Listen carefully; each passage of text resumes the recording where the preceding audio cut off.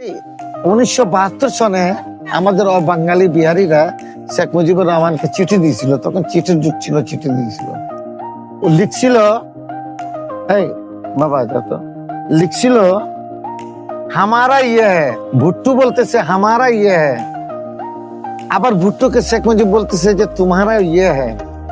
আমরাও বাঙালি বিহারীরা বললাম যে আমাদের কি আছে, আমাদেরকে বুঝাই দেন। প্রশ্ন যখন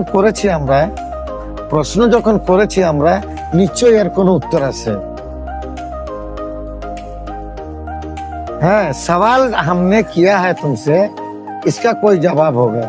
चमन का कब्जा जमाने वाले, चमन का कब्जा जमाने वाले, चमन का एक दिन हिसाब होगा।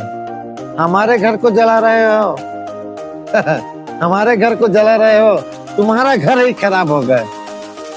तो भाई আপনারাই বিচার করেন, কোথায় 72 সাল আর কোথায় আল্লাহ তাআলা এই জন্য বলেছেন যে ধৈর্যকারীকে আল্লাহ তাআলা পছন্দ করেন।